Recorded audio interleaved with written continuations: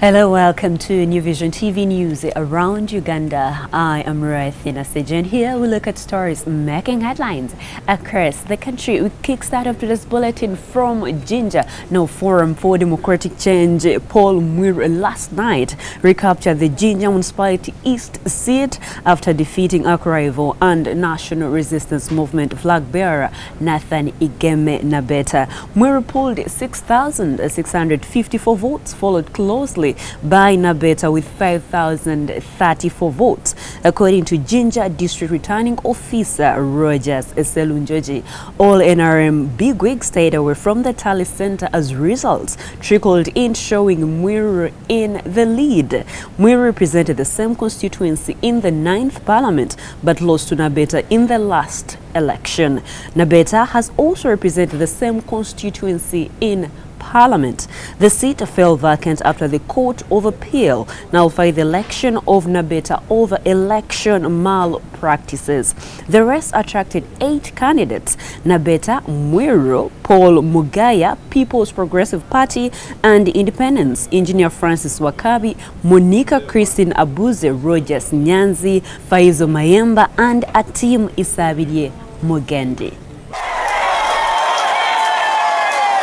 Moving on to Mukono District now, Mukono Municipality Member of Parliament Betty Namboza has faulted 3 of Uganda National Roads Authority new regulations, which she said contradict the Local Government Act and the decentralization policy. Namboza said according to the Local Government Revenue Regulations, roadside advertisement fees are listed as one of the major sources of revenue for the local governments, yet UNRA in its new statutory instruments 2017 number 44 is recalling it, which is unfair. Namboza said since graduated tax was cancelled, local governments basically depend on licenses, permits and tax from roadside advertisements and vote to fight to prevent UNRA from taking it away. She was on Wednesday responding to UNRA officials who presented to the Mukono Municipality leadership and residents 3 statutory instruments: the UNRA Vehicle Dimensions and Load Control Regulations, Ferry Management Regulations, and UNRA General Regulations, all of 2017. The regulations were presented by John Sejemba, the head of enforcement at UNRA, the manager vehicle load control Nathan Kamtera, and the ferry mechanic Simon Kule Mulinda. Now, before we move on to other stories making headlines across the country, let's look at what is making headlines in today's copy of the New Vision. And the lead story today is Magara murder suspect arrested. Hey, it was high time. Also in the New Vision, Museveni holds talks with Maiga. What did they talk about? Your copy of the New Vision has these details. In the Friday pullout, we have the Harvest Money pullout, which says that Dr. Sachimpi juggles medicine with farming. Your copy of the Harvest Money in today's paper has these details. In the New Vision, we have the Beat pullout, and the headline is "In Pursuit of Happiness." In pursuit of happiness, you can wonder what can make you pursue happiness. Anyway, we all have to be happy, but the Beat has details on why we should pursue happiness. And what is happiness? Some of us might think we are happy and we are definitely not. So get your copy. The Beat has these details for you. From the sports slot, we have Bring Us Medals. The First Lady and Minister for Education and Sports, Mrs. Janet Museveni, has wished the very best to the 7th athletes representing Uganda at the 21st Commonwealth Games to be held at the Gold Coast in Austria on April 14th to 15th. So we have this story. We have 100 fans in Kenya. Then disorganized St. George won KCCA. Very interesting stories here. So get your copy of the New Vision and find details in today's copy of the New Vision. And remember, this copy is only 2,000 shillings, and I always say this: we are the leading daily. Away from your copy of the New Vision, we have the Kampala Sun. The Kampala Sun comes out every Friday at only 1,500 shillings. Even a student can afford this. Yeah, the headlining story in Kampala Sun is Kaihura's girl raises storm in police. Who is Kaihura's girl? Is it a girlfriend? Is it a daughter?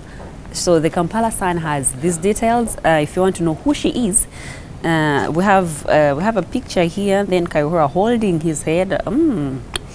Yes, get your copy of the Kampala Sun and find out who the girl is. Also in the Kampala Sun, we have the battle of DJs. So find out who DJ BK is battling it with and who won this time round. Kampala Sun also gives you highlights from Rema Namakula's concert, which took place last weekend.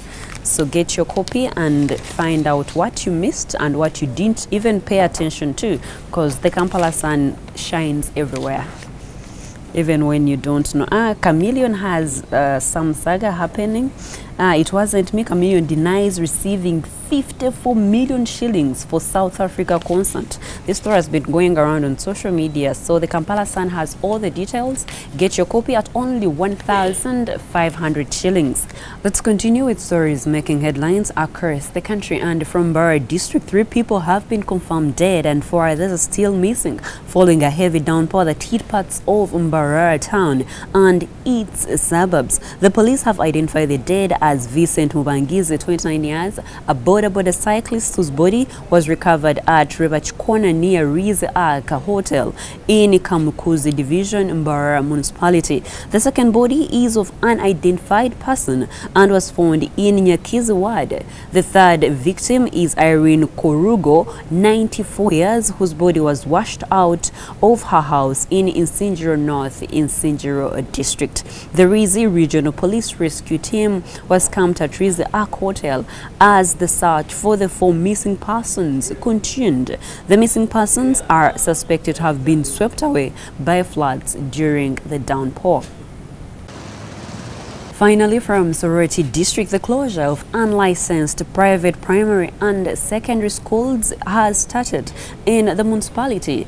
The Soroti Resident District Commissioner Isaac Kawoya, the District Inspector of Schools Simon Emoro Anago, Jane Akiro representing the COW, and the Soroti Municipal Education Officer Luciano led a team of officials to implement the government directive. The action follows a February 2nd letter addressed to the COW Soroti District Local Government and signed by the District Education Officer Soroti Everest Okello. The letter said the unlicensed schools have stubbornly reopened for the new term despite the government directive not to open. So far, 6 schools in the municipality, including 1 secondary school, have been closed.